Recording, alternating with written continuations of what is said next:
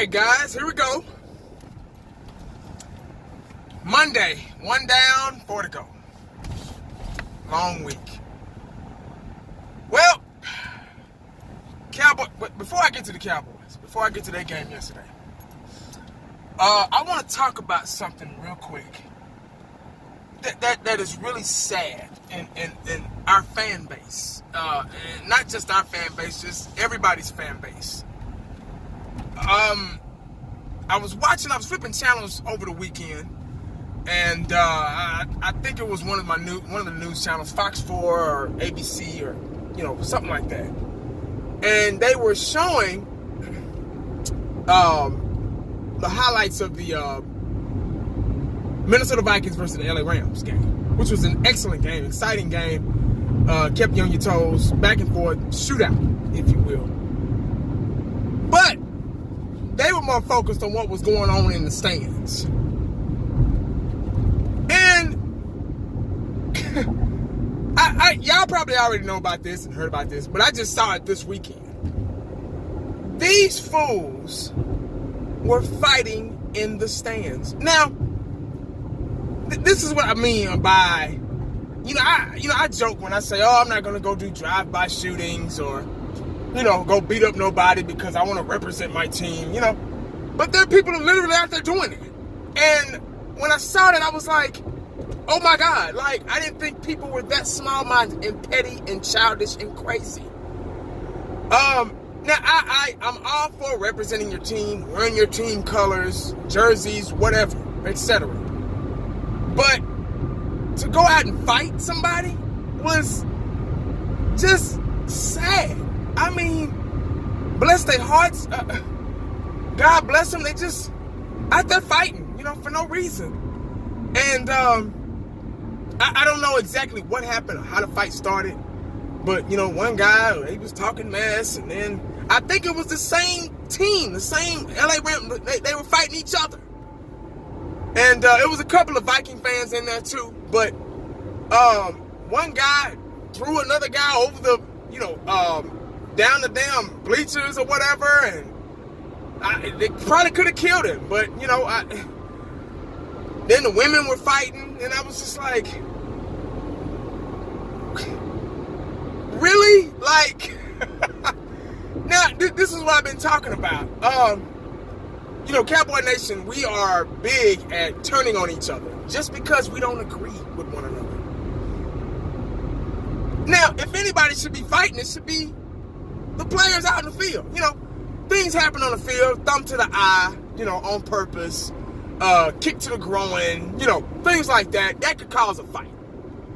But like I just said, if anybody should be fighting, it should be the team, the teams colliding, frustrations, wanting to win, all that ball up into one. It happens. But you got fans out there fighting. They're not even playing for the team. They're not even getting paid. They're not even getting reimbursed for the money that they're spending at the games. You're buying your tickets, and you spend all your hard-earned money on tickets and jerseys and apparel and hot dogs and beers or whatever you get or whatever. But you're not okay. Anyway, say you get into a fight with somebody, and I'm trying to represent my team. I'm trying to represent my hood and all that stuff. And 9 times out of 10, you're gonna get arrested and you're gonna go to jail. Okay, now can you call that owner or the coach and say, "Hey, man, my name is so and so. I'm in jail right now. I just got through fighting at one of the games. I'm a LA Rams fan, and I've been a LA Rams fan since I was a baby. And you got any money I can borrow to bail me out of jail?" That owner or coach is gonna be like, "And who the hell are you? And why are you calling me? And that is not my problem. That's your problem. That's your stupidity for going up there fighting like a damn fool." Lord have mercy. You're fighting for no reason. You're not getting reimbursed. People are going to agree to disagree. It happens. It's the world. Nobody's the same. Nobody's perfect. Sometimes you're wrong. Sometimes you're right. That's just the way it goes. It's okay to be wrong. You don't have to fight. It is so stupid, man. But that's all I got on that, man. Y'all let me know what y'all think about that. But I'm pretty sure there's somebody in the comment section that is going to support that ignorance out there. I know it. I bet any kind of money. So there's going to be somebody in the comment section that's going to support, they're going to say something to justify what I just seen on the news the other day.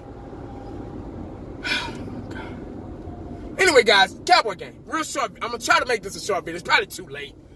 I'm going to try not to talk 20, 30 minutes, but I just wanted to go over the Cowboy game, man. That was an exciting game yesterday. I love the way we fought hard. We hung in there. We stayed in there. The best part of the game, I mean, y'all might not agree with me on this, but the best part of the game is when we decided to kick the ball off. Wasn't that beautiful? Wasn't that great? Oh, when I saw the Dallas Cowboys in a straight line, that means kickoff. And the kicker out there with his hand up, getting ready to kick. Like on Tecmo Bowl. Remember that? Beautiful.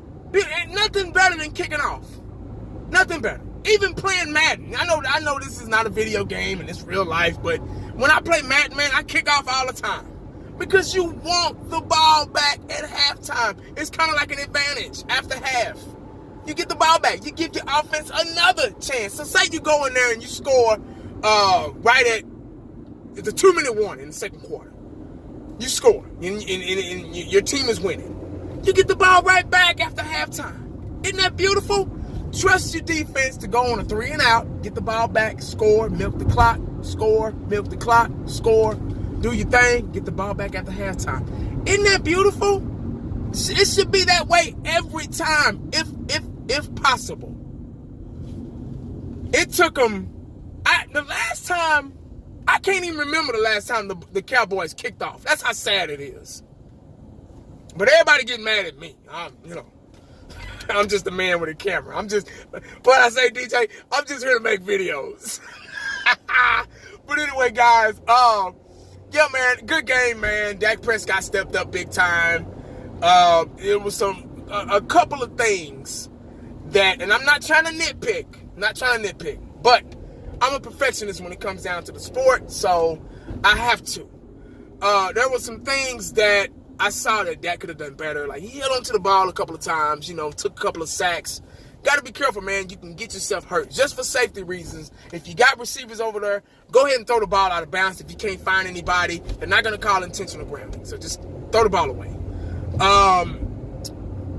Offensive line, Joe Louis, running up and down the field with his helmet off. Even the rookie. Oh, my God. That was, like they said, like the announcers said, they said it felt like they were watching the 2016 Cowboys. Now, I'm not saying that's how they played, but it was just good to see them fight, open up the playbook, not be vanilla, not be predictable, and just play the game like it's supposed to be played. It felt good. It felt good, man.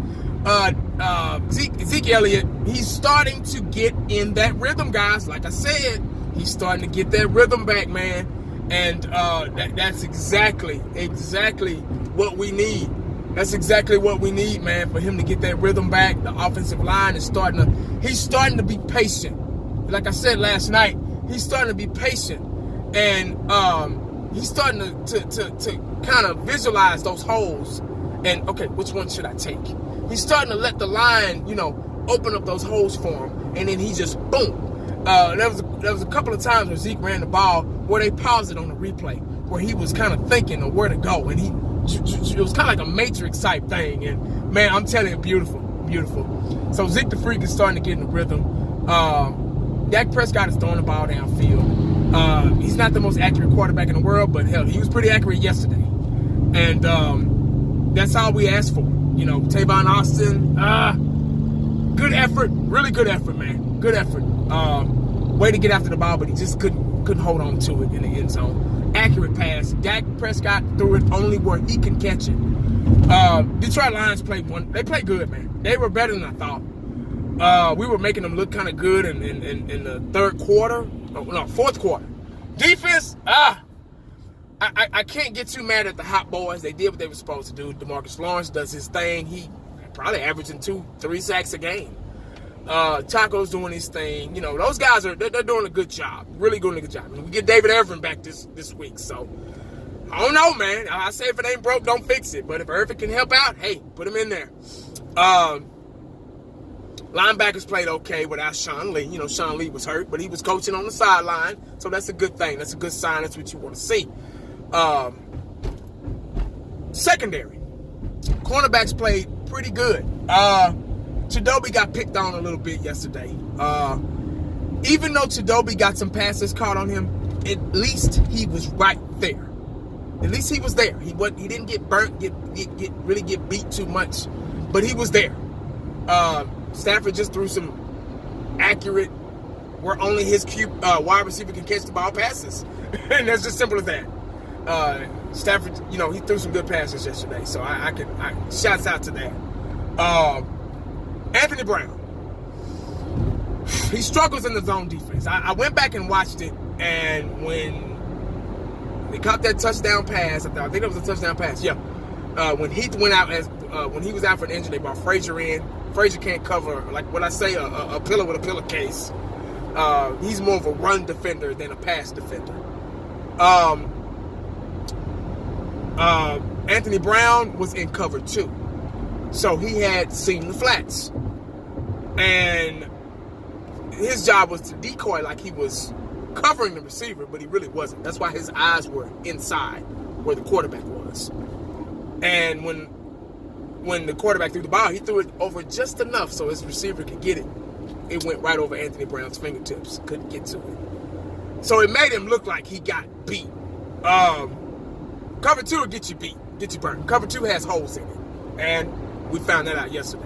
You don't want him to run cover 2, especially with somebody like Anthony Brown, because he's not very big. And he doesn't have that makeup speed to catch up. So that's why we got scored on yesterday. And plus Frazier not being able to get over the top. Supposed to get over the top in cover 2. Safety. You got deep middle thirds to flats. That's pretty much deep seam to sideline. Anything over the top, you got it. He didn't get it, so it's cool. We won the game. Other than that, everything was fine. The kicker, what's his name? Mayer. Good job. Good job. That first field goal he missed, first game of the season, we were all ready to whoop his ass. But he hasn't missed one since, so I don't think he has. Has he? Not sure. Let me know in the comment section if he's missed one. But he's been pretty. He saved the day. He got our first 6 points yesterday, and he won the game for us at the end. So, you know, it is what it is on that. That's pretty much all I got, man. My thing, okay, Jeff Heath. Before I forget, this is why I say wrap up, because you can get yourself hurt. If you don't wrap up, you get yourself hurt. Jeff Heath going in head first, trying to hit, thinking he running loud, or Steve Atwater or somebody, or Scott Case, who's played for the Cowboys back in '95. He went head first, boom, got a stinger on his shoulder. So that's why you want to wrap up. Put your head outside, wrap up, man. Textbook tackling, dog. It's for your safety, too. It's to ensure that you make the tackle, and it's for your safety. They don't teach you wrapping up in Pop Warner for nothing. I'm pretty sure y'all have heard me say that a million times. Wrapping up Pop Warner, wrapping up elementary, wrapping up junior high, wrapping up high school. They teach you that all through those years. So these guys, not only Jeff Heath, but there were a lot of missed tackles yesterday in the backfield. Like, we had a running back in the backfield, back there, and we're missing tackles, arm tackles. Got to wrap up. Got to get your body on them. Got to get your body on them. They need to practice that. They get paid too much money to miss tackles. I think. Y'all let me know in the comment section what y'all think. But that was my biggest issue yesterday, was wrapping up. It was so many plays that could have been stopped. Running back could have been stopped in the backfield. Just like with New York, Barkley. We had him in the backfield so many times. Arm tackles, finger tackles. Not wrapping up. So that's what you get. You pay the price if you don't wrap up. I don't know who's coaching him. I don't know what they're doing in practice. I'm not there. I wish I could be, but gotta learn to wrap up. Gotta tackle. In order to stop somebody on defense and get off the field and rest, you gotta tackle. You gotta wrap up. If you're there, they're there. The Cowboys are there. They're good at covering, good at being there, but it's just the stopping them part, wrapping up part is where they struggle, and that's what makes them look like they're not there. Other than that, guys, good game, man. Glad we won. I'm glad our kicker was put in that position, that predicament, so he can learn from it. So next time it happens, but he was ice cold, man. Not ice cold. He was red hot. He wasn't on the sideline warming up. He didn't look nervous. I could see the nervousness in Bailey. I could see the unsureness in him. I could see the lack of confidence in his eyes. You can see it. And as a kicker, that's all they do, so you can't help but see it. So, but we need to, we really need help in the safety position. That's about it, man. Cornerbacks are good. Jones shut down corner. I don't even think he saw any action yesterday. He was so good. That's like Deion type. Deion used to sit over there and they never threw his way. They didn't even look his way. He didn't even go to the huddle. He was just that type of guy. I'm not saying Byron Jones is another Deion Sanders. I'm not saying that at all because they'll never be one. But he's doing his job. So that's all we ask. But on that note, guys, make sure you stay cowboyed up. Make sure you stay prayed up because you never know what the day is going to bring you. Holla back at your boy. I'm out.